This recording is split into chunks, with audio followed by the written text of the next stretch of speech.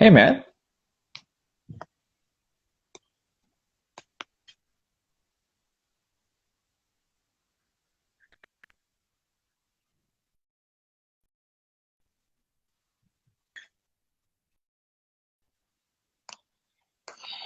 Afternoon, Sid. How are you? hey man, how are you?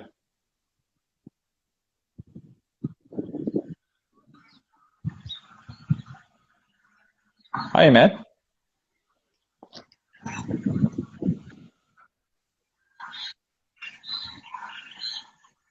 Hi, Sid. How are you? I'm okay. So let's get down to it.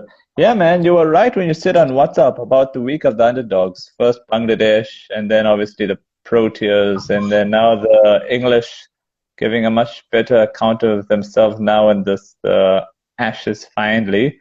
Let's start off with Bangladesh. Who would have expected this coming, eh? 458 runs in the first innings and 328 all out, and then bowling out New Zealand for 169, and then winning it by 8 wickets, chasing 42, and then Abadot Hossain, if that's pronounced correctly, he picked up like 7 wickets in the match. What are your thoughts?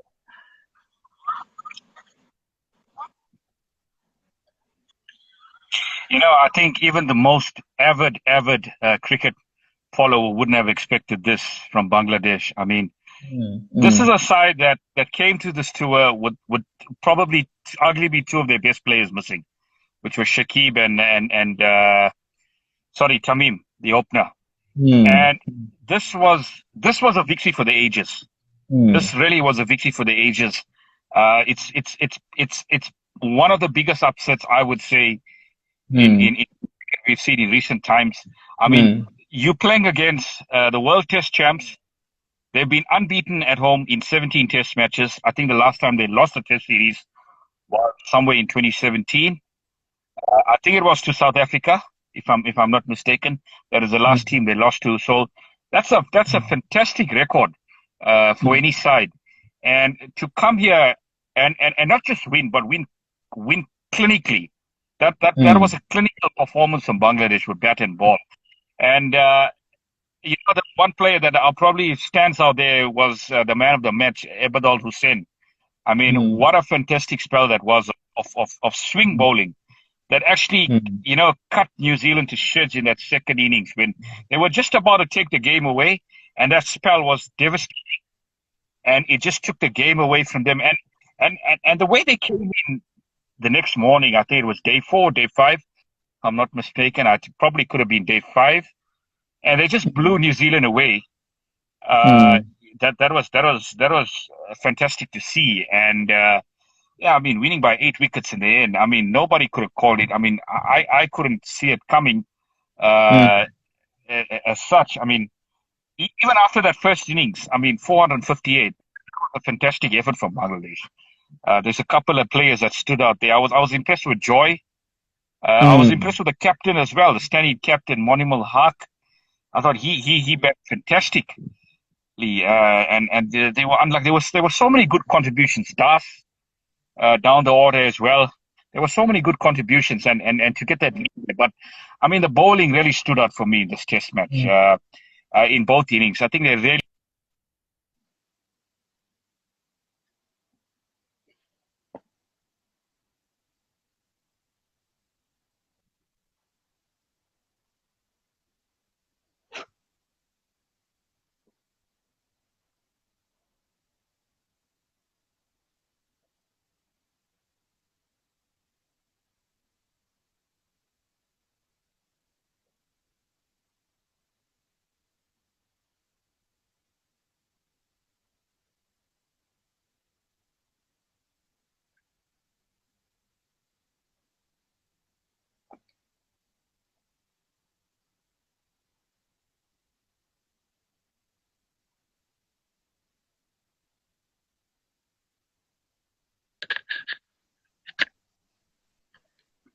Yeah, man, you were praising the bowling.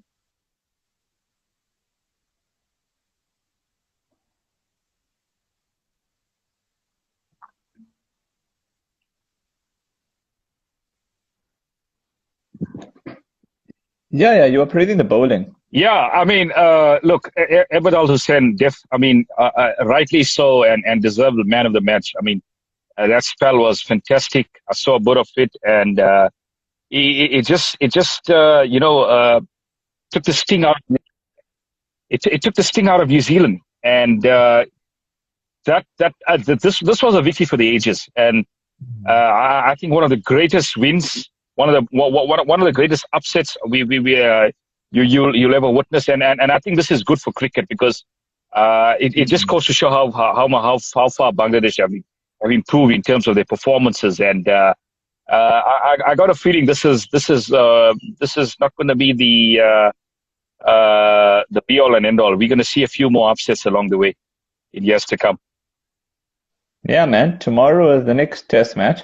I'm hoping for a draw for Bangladesh, so at least they'll win the series 1-0. But I fancy New Zealand is probably going to draw the series and they'll come back strong. But hopefully I'm wrong again. Well, we were both wrong on Bangladesh not even having a hope in the series, so they can prove us doubly wrong.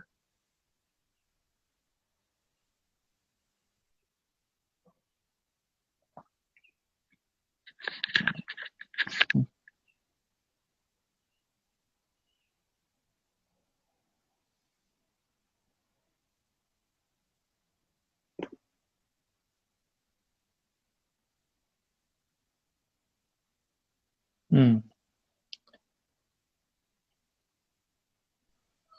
Oh. Yeah, I mean, their quality side, eh? Their quality side. I mean, Kane is coming back into the side Okay. for the next test, and yeah, I mean, you wouldn't look at past them to actually level the series, and I got a feeling they're Hmm. hurting after what happened in at the Bay Oval, and they want to come back hard in Christchurch and win this one and level the series and get a bit of redemption back. So I think they're going to come out all guns blazing.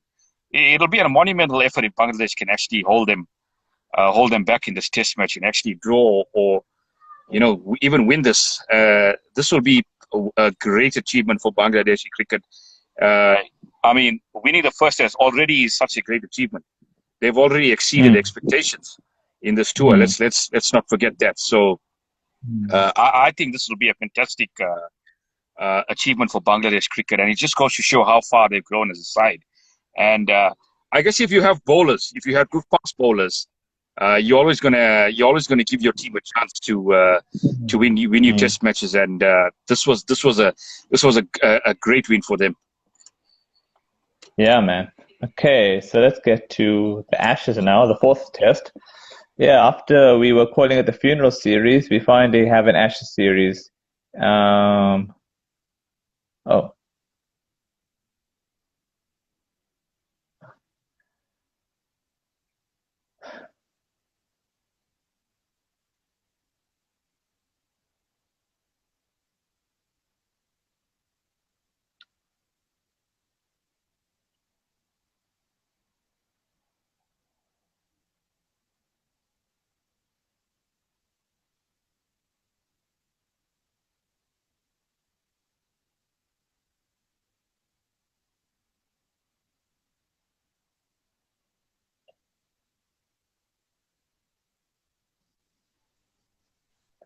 yeah, man. I was saying that after the funeral was done in the first three Ashes tests, we finally have a match up now in the fourth test, even though it's looking Australia are still favorites, but I think a draw could happen. What are your thoughts?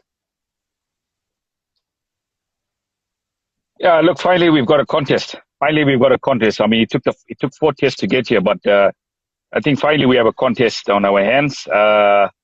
Look, England. I mean, 294 in the first innings wasn't a bad effort, considering from Mm, the situation they were in. I mean, 36 for 4, and they're staring down the mm, barrel of another massive deficit. But I mean, what an innings from Johnny Bairstow. I think he really proved a lot of critics wrong in this Test match, and I really enjoyed this knock because I think he played it beautifully. I think he mm, was quite mm, cautious when he first started off, but I think when he got his eye in, he went to one day mode, and he saw some really expensive shots. And mm, yeah, credit to Mark as well. I mean, that was a fantastic partnership with him towards the latter, and obviously the partnership with Stokes. Stokes played so well, and I mean he also deserved to actually go on and score 100, but I mean he fell short in the end. But that was a turning point in the game where that partnership between Stokes and Bairstow really got England back into the game somewhat. But I mean, we saw today, day 4. I mean, Khawaja, I mean, he's having a game of his life. I mean, second century, one in the first innings, and there's another one in the second innings. I think this makes him undroppable for the next test match. And I think for quite a while, you're going to see Khawaja back in this team for a long time. And yeah, I was quite happy for him because, I mean, he was a guy that's been carrying drinks for a very long time. And we thought we weren't going to see him again in the test arena. But I mean, and this is what you do when you get an opportunity. You seize it with both hands, and that's exactly what Khawaja did, and that's how you do it. I mean, this was as clinical as you can get, and as I said, he's undroppable for the next Test match. So, yeah, I mean, 388 to win with 1 day to go. I mean, this game has been affected by weather as well, so we gotta be honest of that. We gotta be conscious of that. So. I think, best case scenario for England here, they can get a draw, no doubt about it. And obviously they avoid that dreaded whitewash that we don't, that we were talking about for some time now. But I think, it's going to be a tall order to get these runs, 358 on the final day. I think it's not impossible if the pitch doesn't break up. It's actually quite a good pitch so far, and it's been playing quite well. I don't think there's much there's many gremlins in this pitch. It hasn't been breaking up, so I think that's credit to but that's been doing quite a lot of. I think it's been I find it a bit hectic because I saw the highlights. A lot of batsmen were being hit, and then there was like, okay, fine, going past the edge is fine, but batsmen were getting hit, especially when they're bowling short. So it was kind of making me think of Wanderers and Centurion, man. I think that's why I don't surviving it, especially if Australia bowl the right line and they don't drop their catches, eh? It's been a bit different for a Sydney pitch, eh? A lot of bounce, a lot of but that's what I'm saying. I thought Australia made the declaration about 30 runs too many. I think 350 it was just would have been perfect. But anyway, we'll see how it goes tomorrow, I guess. Yeah.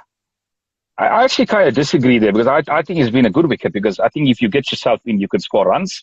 And if you bang the ball in, now as I told you in Australia, for you to get that extra bounce, you got to bang the ball in.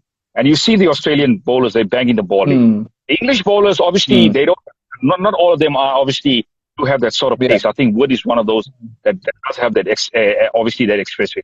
But the rest of them are probably fast medium, I can say. So I mean, you're always going to get that in Australia. You're always going to get balls that are going to be ripping up.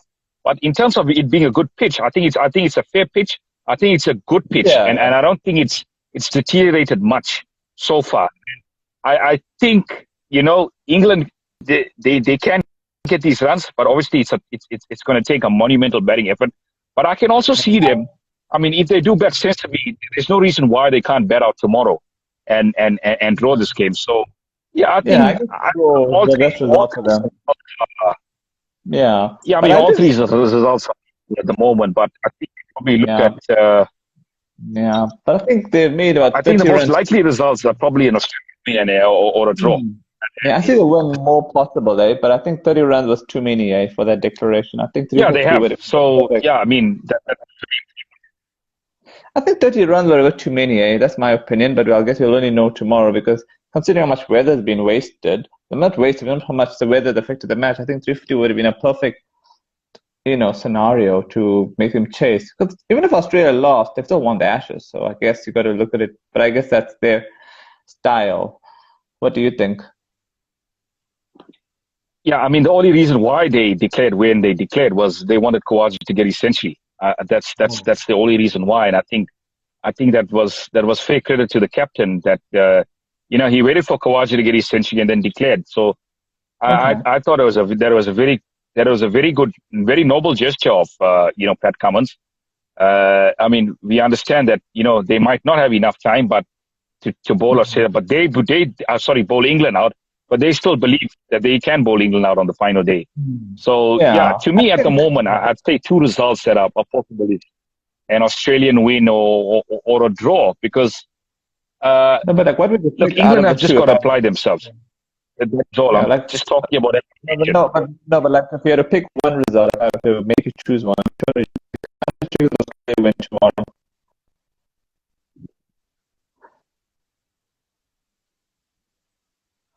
I'd probably go for a draw, hey? I'd probably go for a draw, because if you have any sort of weather, and the weather has been very, very unpredictable Yeah, these that's the last couple of problem. days in The Sydney. It's weather. been That's the sunny problem. and it's been getting a bit cloudy. So Yeah. I think if you're going to get overs lost there, Yeah, of you course. definitely get draw there. Yeah, So but then there are no I would overs I would lost, go and you for a draw. already no. But if you have no overs lost, would you still say draw? If you have no overs lost, Yeah, I mean, if England really apply themselves, I really think they can get a draw here. It's all about application. So okay. I see no reason why they can't get a draw. All right, I'll hold you to that, and then we'll wait for tomorrow. Okay, let's get to the final segment. South Africa versus India. We were having a lot of banter on WhatsApp. You were being, as I would say, anxious, Avi. I know I keep teasing you about that, but South Africa surprised me. They won by 7 wickets on a interesting pitch, to put it politely. And Dean Elgar, the tough nut to crack. They call him another version of Graham Smith. But before I have a few comments that might come across as controversial, but I think India made a few blunders. One was the captain. They should have made Rahane captain, eh? I think when Rohit Sharma wasn't going to be playing the series, they should have put Rahane back as vice captain, and then they could have decided who the vice captain would be in the future should Rohit Sharma not be there. Because at the end of the day, you're playing against South Africa, right? It's your best opportunity to win a series. You need someone that's experienced, right? So you need like Rahane there. And then second of all, I think the second innings bowling was not right. But anyway, credit to South Africa. I mean, as you did call it, they are fighters. So Cape Town it is. Should be fun.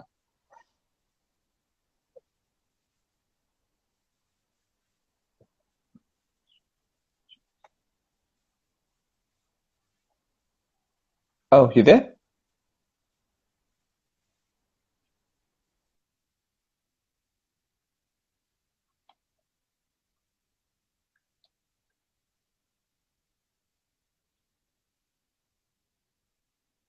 Oh.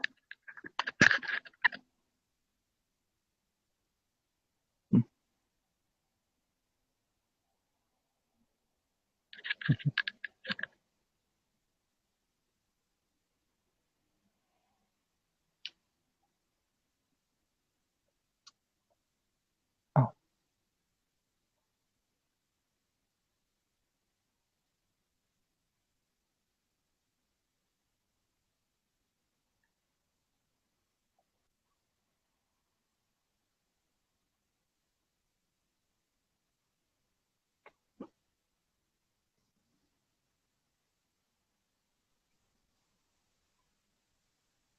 Yeah, man. So what were your thoughts on what I just said?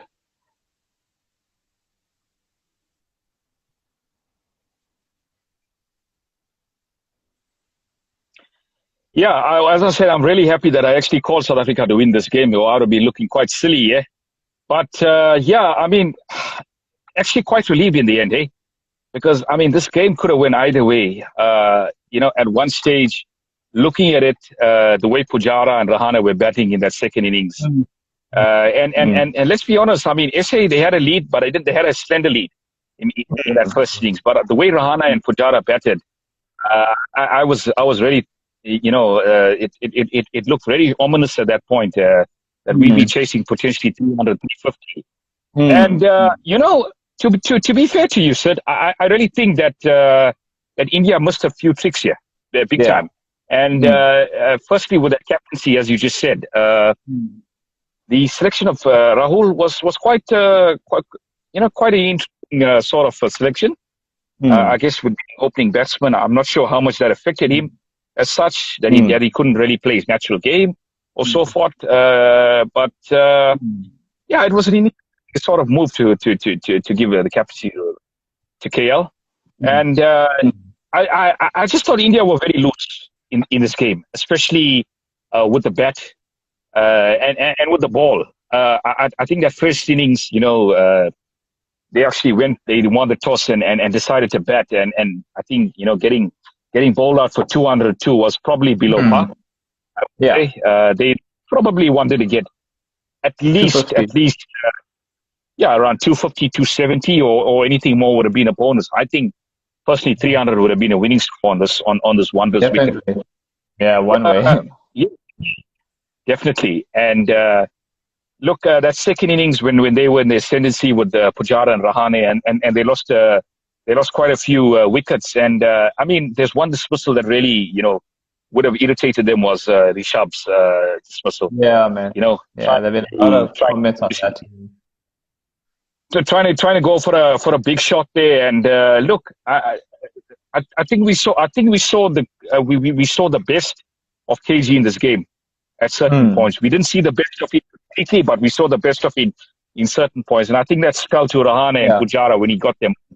I thought that was a fantastic spell from KG, and he rolled back the years, and that was fantastic. And if you look at that over he bowled to Pant as well. I mean, the ball previously, he rattled him up. He rattled him up, and the only way Pant could find a way because to get out of this was to try and play some shots. But I think there's a fine line when it comes to attack and defense and there's a thing about being attacking and there's another thing about being reckless. And I think the Indian camp will probably have a few words with him as to how he went about that second innings because definitely the SA would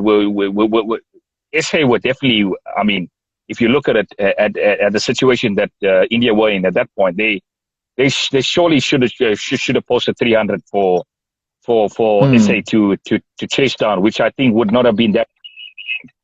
But I think credit to the SA bowlers thereafter. I mean, Rabada and Gidi, I think they bowled beautiful line and lens, and ably supported by Olivier. But I just want to get to Olivier in a moment because that's an interesting topic on its own. And I think we spoke about it off air as well. But I mean, you got to give your credit to you got to take your hat off to Dean Elgar. Yeah, I mean that was a captain's knock.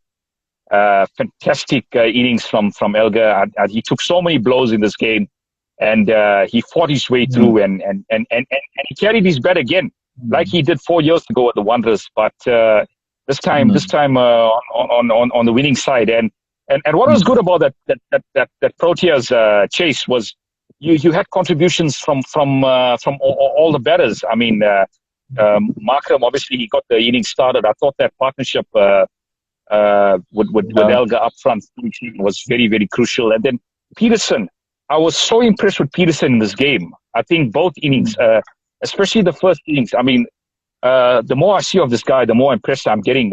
He's a young player. But he's got all the shots, he's got all the shots in the book. Those cover drives are just a wonder, when he's in free flow. And I think he's just got to find just try and be a little bit more patient. And, those big scores will come. So it's all about calculated risk at the end of the day. And I think he'll learn. I think he'll be disappointed for not converting that 64 into a bigger score, probably into an 80 or 100.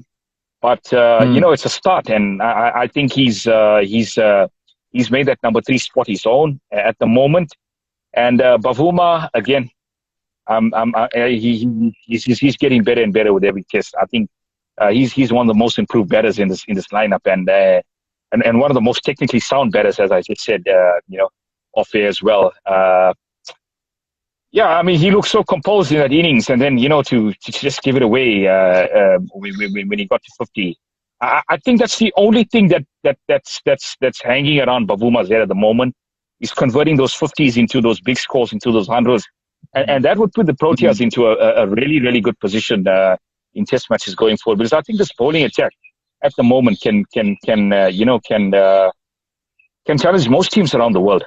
With this bowling attack, it's all about getting the batting right, but Yeah, I mean, this was a fantastic chase from the Proteas, and I think they really deserve to win this game because, as I said, India were loose with the bat, and they were loose with the ball on the final day as well. I thought, they tried to go Yeah, chasing. They didn't really, hit the good yeah, areas, and there were too many balls that were straight, and it was easy pickings for the batters. So yeah, I feel they were a bit loose in this game. They probably only have themselves to blame yeah. for losing this test match. And yeah, I think the Proteas deserve to win this test match. They played the better cricket over 4 days.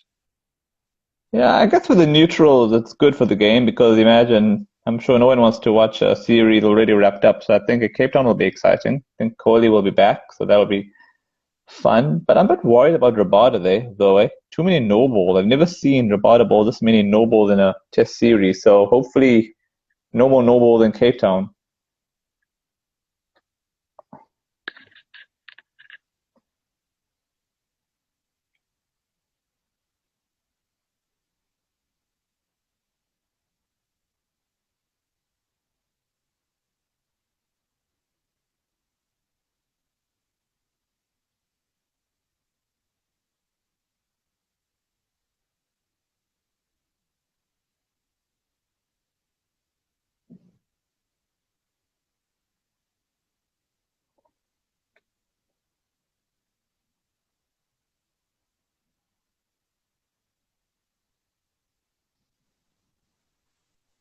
Yeah, I was saying that hopefully there are no more no balls from Rabada, man. I've never seen so many no balls in a series from him. So hopefully he's back to normal in Cape Town in terms of no balls.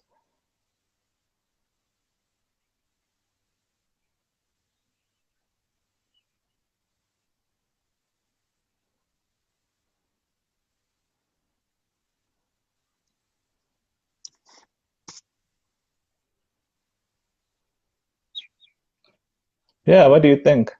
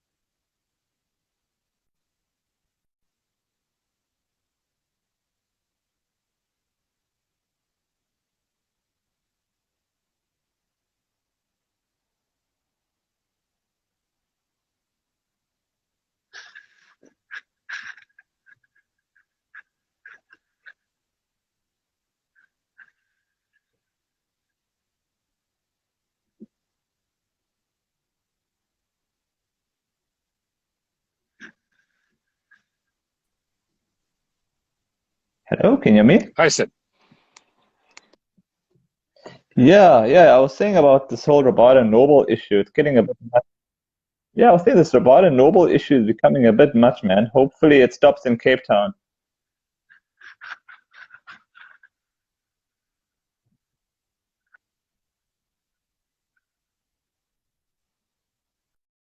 Yeah, like what's your thoughts on it, man?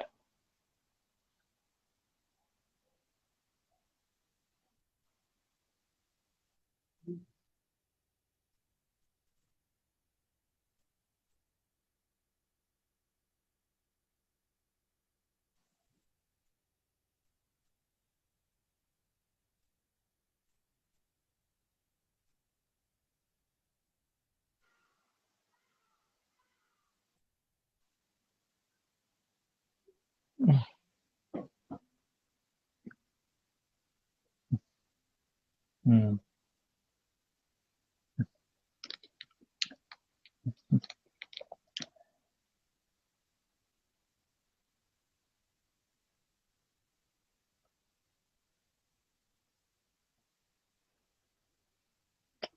Hmm.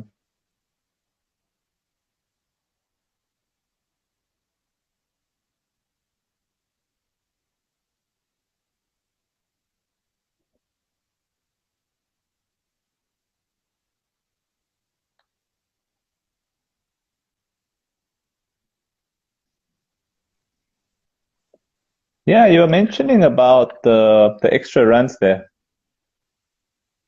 Yeah, I think there were too many extras in this innings. I mean, 30, I think it was 35 extras in that second innings.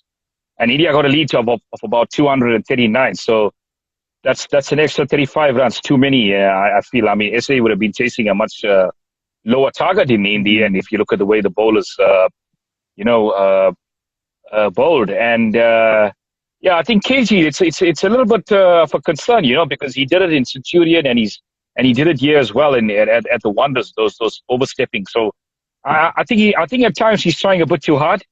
I mean, we all know Hmm. what a quality bowler he is, and he's got punches. He's got those deliveries that can get any batsman out. So I think he's trying too hard at times to get those wicket taking deliveries, and that's what's causing the ill discipline here in terms of overstepping. But I'm sure they'll work it. I'm sure they'll try and tighten up come Newlands, which I mean we can't wait. I mean I actually can't wait for that test match. It's all set up now for the series decider 1-1 in a few days' time. That's going to be a fantastic test match. Yeah, do you think the Cape Town pitch is going to be as spicy as the last time India came in 2018, or do you think it'll be a lot better than these two that's been prepared so far?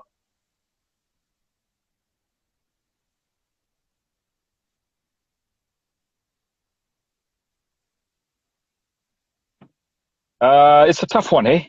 I think we haven't seen much test matches in Cape Town for a while now, but I do think it's going to take a bit of turn. And Okay. if it's going to take a bit of turn, so it's really going to bring Ashwin into the game and Keshav as well. So it's going to be a battle of the spinners as well. But I think it's going to be tough. Obviously, I mean, day one, you got to see out that new ball, and then you got to try and grind down the opponents. But I think first innings is going to be crucial again, just like it was at the Wanderers and Centurion. First innings leads is going to be gold dust, Sid. And I think whoever gets 300 plus on that wicket is definitely going to win the test match. Unless it's going to Yeah. be a real flatbed. I can't really see it happening because I think you want a Yeah. results pitch, and that's what we're going to get. We're going Hmm. to get a result pitch. Yeah. There's definitely going to be an opportunity to take 20 wickets. So it's just a matter of who bats better. At the end of the day, it's going to win that test match. So look, this win is going to give South Africa a big lift. It's going to give them so much of confidence going to that final test match, and I expect India to come back hard as well. So I mean, Hmm. it's all Definitely. set Yeah. up for a capitalizing and counter. I think Hmm. India they'd probably want to make one or two changes there. I mean, obviously the obvious Hmm. one with the Kohli coming back in, but Hmm. I don't know. Siraj was probably about 50% in this test match. You didn't really see Hmm. him bowl much overs, and I mean, that's where a guy like Thakur, I mean, he had a fantastic test match. I mean, 7 wickets in that first innings. He had to do a lot of bowling, and he did it Hmm. admirably as well. But I got a feeling they might bring Ishan back into this Hmm. third and deciding test, and probably give Siraj a rest there because he doesn't seem to be He doesn't seem to be 100% fit at the moment. Yeah, man. Not to be controversial, but I think Bhuvanesh Kumar would have been good on these surfaces, eh? These pitches have really given the bowlers a Absolutely. lot. Yeah, I mean, he had such a great tour last time around, and yeah, he would have been a handful. Like you said, And he's he that can sort also of bat. Vernon Fernandez sort of bowler that Yeah, and he can. hits that good length. And he can also Yeah, bat. correct. So you wonder why he's not here. Maybe he's not 100% fit, or maybe the selectors have given up on him. Who knows? But yeah, I, man, it's I definitely feel it's the former in terms of injuries. Maybe he's not 100% fit. I mean, he's been a quality bowler, but he's also had those injury clouds, mm, on him. So I think injuries have really hampered his career. But he's been a fantastic bowler whenever India have called him. So yeah, I mean, they could have done with him in this tour.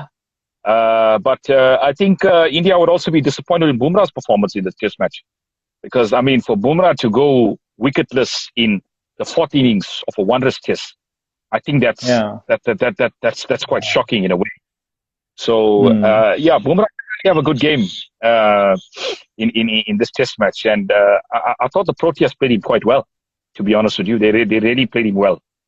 In the first innings, they really saw him out, saw the dangers. And second innings, I think they went after him. I think once the Proteas were comfortable and Elgar got himself in, they really went after him. And yeah, I mean, India were quite loose in that fourth innings, and they definitely have to tighten things up if they want to really try and win that test match in Centurion, because I think at the moment they'll probably have to be at their best.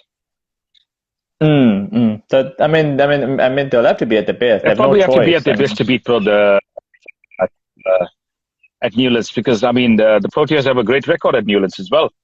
I mean, we spoke about it off air. I mean, the last time they lost was against England, and probably they hadn't lost at the Wanderers in, I would say, quite a long time. I think it was 13 seasons back that they lost to. I think it was Australia, and that was the last time that they lost a test match at Newlands. So they have a really proud record at Newlands, which I think they obviously want to defend as well. But I guess in India's favor, they've been breaching fortresses. So I guess they'll look at it just as another fortress to break, and also probably their best opportunity they'll ever get. Otherwise, I really don't see them ever doing it. I mean, I would probably end up giving up, seriously. So I think, yeah, man. What else was I going to say? Yeah, I mean, the way I look at it, if South Africa even draw the series, I think it would be an achievement for them. I know Sunil Gavaskar, I don't know if he was joking or not, but he had predicted like a 3-0 win for SA, I think, before the series even started. So I thought that was a bit bullish. So I think 2-1 was more realistic than I was feeling. So I think it's India's to win, India's to lose in a way, because it's their best chance. If they don't do it now, I don't know when they'll do it. And in fact, I have this radical theory that the only way India would ever beat South Africa should they not win the series is if only 20% of the side are senior players, which is pretty embarrassing, because you don't want to ever see a South African side with only 2 senior players. So this is India's to win, man. They must win it now. I think we spoke about this before. This is India's best chance. I mean, if you look at this Protea side and you look at this Indian side, even in terms of caps, the Protea side is relatively inexperienced. Let's be honest about that. There's quite a few new faces in the side, and this is an interesting thing, and this is why South Africa is like the final frontier for this Indian side, because of what you saw on Thursday. I think the Proteas are so difficult to beat at home. When they face adversity, they always try to find a way to come back. And I think this is what India are going to be faced with at the moment. A Protea side that didn't have a lot of confidence after that first test. They were really low on confidence, because I think they were they were safely outplayed in that first test. But I mean, the way they came back, you really can't write them off. You really can't write the Proteas off at the moment. So yeah, it's a sort of mental battle that India have got to overcome now and try and get that win. And Kohli wants. I mean, we all know that this is the one that Kohli wants. This is the series that he wants. This is a series that he doesn't have in his locker. And, Elgar is going to do everything possible to make sure that doesn't happen. So, yeah, it's going to be fascinating. It's really going to be fascinating. I can't wait for this test match to start. And, just one point I want to bring up is Olivier. We've seen Dwayne all of 3 seasons. I think the last I saw him was the Pakistan series. And, surprisingly, he's lost a lot of pace ever since he went to England and came back. Because I mean, that can happen to a bowler sometimes when you're hitting those 30 age marks and things. But he's really dropped in pace big time. If you look, I mean, he was clocking 140, 145 in that Pakistan series, high 140s. And I think in this test match, we didn't really see him clock even high 130s at times. He was for his average speed was like 125, 127, which I made. I jokingly said to you that Vian Mulder bowled faster in the last game than all of you did in this match, and I would have been. I would have been pulling my hair off if I thought that Vian Mulder would have bowled faster than Olivier, and that's exactly what happened. Olivier has really lost a lot of pace, and I'm not sure what's the situation with him going forward. But I mean, look, if the Proteas do happen to go with 3 quicks and a spinner, and probably play an extra batter, I'm not sure they probably could rest him for the US test, but ideally I think it'd probably be unchanged. I think in a way he's probably expectations of the Proteas and what they match, and you probably say they're happy with his performance, and they'll give him another test match, but I'm a little bit concerned with that pace, that drop in pace. I think when you have that extra 10 Ks, you can really trouble a batsman. It's much easier for a batter when he's getting a ball at 125, 127, compared to getting a ball at 140, 145. So I think that's where that's where Nokia is so special in terms of his speeds. Is he can bowl that ball that's in the high 140s, even going to 150s, and he really troubles the batsman. And that's what Olivier has been lacking at the moment. And he lacked in this test, but he lacked that a bit of penetration I mean, I obviously expected of him, but he's dropped that speed. So that was a strange one for me to see. But I mean, let's see what happens going forward. Probably he'll want to have that. I guess if you're bowling that sort of speed, you want to have control. You want to have amazing control. Because, I mean, if you don't have that control, that sort of control that a guy like Philander or Pollock used to have, I think you're going to be hit off. You're going to be hit around quite easily in terms of that sort of speed. So, that was a bit, surprising for me to see in this test match. Okay, so to conclude, before we wrap this up, final predictions. Okay, so far we predicted New Zealand to draw the series. And okay, fine, I predicted England, Australia to win tomorrow. You predicted draw. And then I'm predicting India to finally make history. And what are you predicting?